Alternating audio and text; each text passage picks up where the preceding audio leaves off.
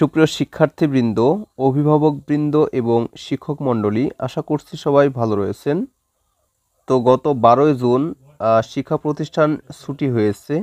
তো ছুটির বিষয় ছিল ঈদুল আজহা এবং গ্রীষ্মকালীন অবকাশ সম্পর্কিত। তো এখানে 20 দিনের মতো ছুটি ছিল এবং তো 13 তারিখ থেকে শুরু করে ঠিক 1 তারিখ পর্যন্ত এই ছুটি চলমান রাখা হয়েছিল এবং 2 তারিখে সকল প্রতিষ্ঠান খোলা হতো, কিন্তু বর্তমানে এই ছুটি কমানো হয়েছে।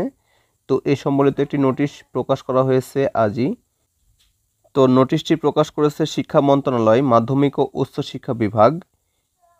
তো নোটিশ প্রকাশের তারিখ হচ্ছে 20 জুন 2024 খ্রিস্টাব্দ।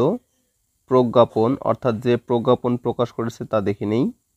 এত দ্বারা সংশ্লিষ্ট সকলের অবগতির জন্য জানানো যাচ্ছে যে শীত, তাপদাহ এবং অন্যান্য কারণে শ্রেণী কার্যক্রম বন্ধ থাকার ফলে সৃষ্ট শিক্ষণ ঘাটতি পূরণ এবং আগামী 3রা জুলাই 2024 খ্রিস্টাব্দ তারিখ হতে ষান্মাসিক সামষ্টিক মূল্যায়নের সময়সূচি নির্ধারিত থাকায় শিক্ষা প্রতিষ্ঠানের গ্রীষ্মকালীন ছুটি সংক্ষিপ্ত করে অর্থাৎ 2রা জুলাই 2024 খ্রিস্টাব্দ তারিখের পরিবর্তে 25 জুন 2024 খ্রিস্টাব্দ তারিখ পর্যন্ত নির্ধারণ করা হলো।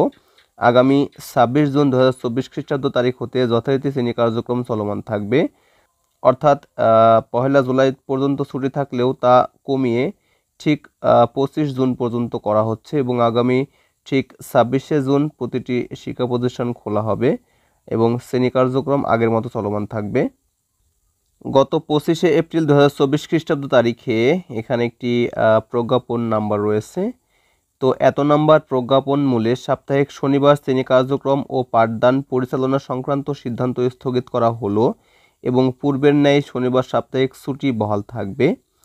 তবে আগামী 3রা জুলাই 2024 খ্রিস্টাব্দ তারিখ হতে অনুষ্ঠিতব্য ষান্মাসিক সামষ্টিক মূল্যায়নের সময়সূচিতে শনিবার অন্তর্ভুক্ত থাকলে মূল্যায়ন সহ অন্যান্য কার্যক্রম চলবে এবং ওই দিন শিক্ষা প্রতিষ্ঠান খোলা থাকবে।